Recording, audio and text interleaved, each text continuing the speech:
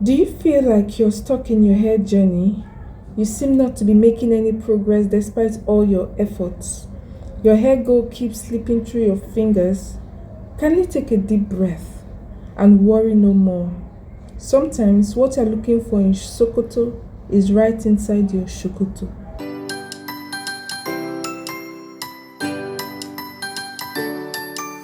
Hello, I'm Deborah Nkemchika. Welcome to my channel. This is a safe haven to share your hair concerns and learn simple and effective ways to care for your hair.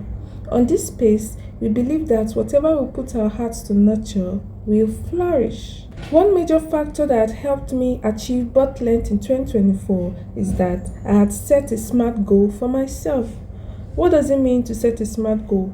It has to be specific, measurable, achievable, relevant, and time bound. I know you must have already heard this. I'm not trying to be cliche, but this is important. I was specific about my need. I wanted a healthy, thick, tailbone length hair. I tracked my progress quarterly through body measurements. You can use a tape. I knew my goal was realistic because we grew an average of half an inch monthly, which results in 6 inches in a year. As of January 2024, I was at tailbone, so if I retained 6 inches or at least 5, I will achieve butt length hair. I was sure it is possible. So I had to set up simple habits that will help me achieve my hair goal. I'll be sharing these habits soon, so stay tuned. I know my hair goal was relevant because the purpose of this journey is to prove to myself that I can achieve whatever I put my mind to. It is to prove that hair care is self-care. It is to appreciate my natural beauty and authenticity. It is to show that I don't have to rob a bank to care for my hair. It gave me an opportunity to maximize the use of natural ingredients and techniques to grow a healthy, long hair. I am able to provide solutions to not only myself, but to those around me. I am able to create hair care awareness by sharing my journey. The time frame I had set to achieve my hair goal was 1 year. Did I achieve it? Yes, I did, and I'm so overjoyed. In contrary, I had also set up a SMART plan in 2024 to be monetized by December. I had written down simple habits that would help me achieve it. Did I achieve it? No, because I wasn't consistent with my plan. But have I given up? Certainly not. I re-examined myself and chose to put in the work this time. Am I sure to achieve this YouTube goal? Yes, I am very hopeful. So this is to encourage you to sit down, examine yourself, write down what you want and how to achieve it. Be specific and honest with yourself, and you'll be shocked by your growth. Here are the simple habits that helped me achieve butt length in 2024. Number 1, I chose a protective style that is easy to do, low manipulation, low tension, and will keep my strands tucked and stretched. It also gave me premium access to oil and wash my scalp. I chose braids. You can choose whatever style works for you. Could be twist, cornrows, bantu knots, African threading, etc. Number 2, whenever I took down my protective style, I made sure to pre-pull my hair before finger detangling. This helped to soften, enrich my strands, and significantly reduced breakage. My favorite pre-pull are slimes made from flaxseed gels, okra gels, aloe vera gels, or fenugreek gels. You can try hot oil treatments, Ayurvedic hair masks, etc. Kindly check out the description box to get access to my DIY playlist. All the recipes are there. Number 3, finger detangling. This helped me to be more patient and gentle with my hair. It made me understand that it is important to make out quality time for my hair.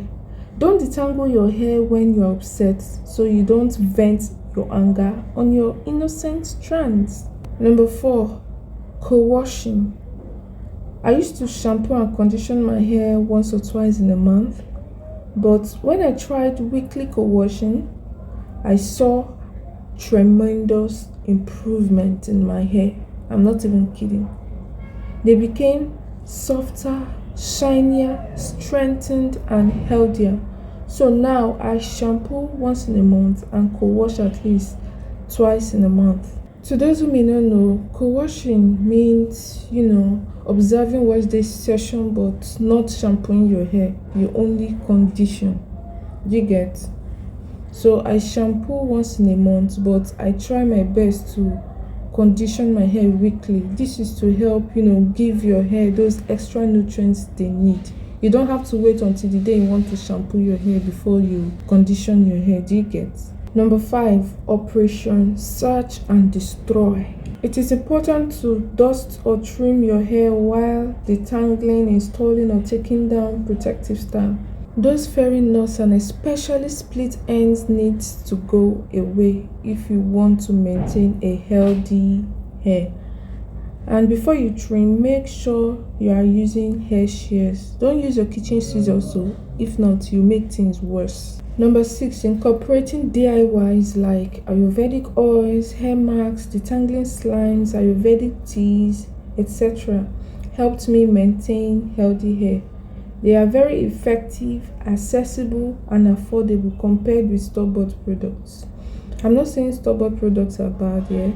It's just that DIYs are more organic and more rich and cheaper and what have you. They are healthier, okay? See the way the prices of store-bought products are just getting more and more expensive by the day.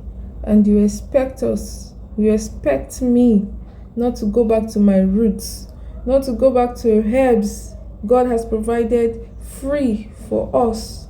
Natural 100%. Hello, are you kidding me? By the way, Seth, if you check, even these natural herbs are getting expensive too. Jigge, cloves I used to buy 100 naira, 50 naira is now 500. Like tiny, that nylon they used to wrap granules is now 500 naira.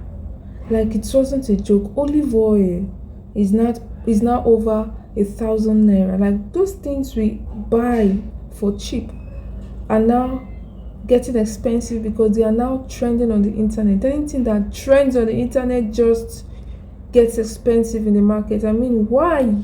Number 7, hair care products and accessories. It's not every time you have strength for DIYs, okay? So sometimes it's good to, hold on to quality products in the market. Do you get? Like Mega Growth, Shea Moisture, and the rest of them. Do you get? So that whenever you have the chance, you can just slap them on your scalp and have your way. They are like fast food, right? We also have accessories like satin bonnets, scrunchies, scalp massagers, application bottles, hair clips, spray bottles, etc. They help make your hair journey much easier. You must not have all of them. There's no award for that. Just buy what you can afford and what you need the most. Okay? With time, others can follow. Number 8, hair positivity. Having a positive mindset about your hair and speaking life into your hair helps restructure how we view ourselves and the kind of energy we also attract. So it is important to see yourself and your hair from a positive light. Do not use derogatory words on your hair or yourself. This is 2025. I don't want to hear, my hair is too stubborn, my hair is hard, I hate my hair, I wish I have Oyibo hair. I don't want to hear it again. Enough is enough. Justice for African hair. Number 9, stop comparing your hair with others. You have to accept your texture, your length, your porosity, your hair color the way it is. That's only when you'll be able to enjoy your unique journey. Learn from people that have similar hair texture as yours. People you resonate more with, okay? It's not everybody online you follow. It's not every trend online you hop on. Some of them can be harmful to your hair. There's no need feeling insecure about your hair. Everybody have their hair challenges, including me, okay? So rock your texture, rock your hair at the current stage it is. There are different versatile hairstyles for short hair. There are also versatile hairstyles for long hair. Whatever color your hair is, accept it and enjoy each stage of your hair journey. Take pictures. Number 10. I've come to understand that our hair are like antennas. They send us signal of what is going on in our body, whether good or bad. Here are 3 reasons your hair may appear unhealthy. Number 1. Your hair is trying to tell you that something is wrong in your body system. It could be poor diet, vitamin deficient, physical stress, chronic illness, strong medication. For example, think of pregnant women. Their hair grows faster than usual during pregnancy because of the high levels of estrogen in their body. But after childbirth, it begins to fall off due to a sudden drop of estrogen levels. It is also known as postpartum hair loss. Are you a mom and if you experienced this, please kindly share in the comments. Number 2, your hair is trying to let you know that you are going through some mental stress. It could be emotional or psychological. It is okay to take a break sometimes, but don't neglect your hair. Have you gone through something so traumatic that you've not had time for your hair? Kindly share in the comments. Number 3, your hair is trying to let you know that you are either ignorant or lack the knowledge and skill to properly care for your hair. Some of us, we are not vitamin deficient. We are not even going through any emotional stress or physical stress. Yet, our hair is suffering. We're always wearing trending hairstyles. We're always coloring our hair and or perming our hair. In fact, when we comb our hair, it's as if we're in a tug of war. We use all our muscles to comb our hair. How will your hair thrive in such manner? So equip yourself with the right knowledge and skill to care for your hair. Set smart goals, carve out a simple routine, subscribe to the right channels, and don't blindly follow trends. In conclusion, we need a healthy body, mind, and routine to be able to achieve a healthy hair. What have you learned today?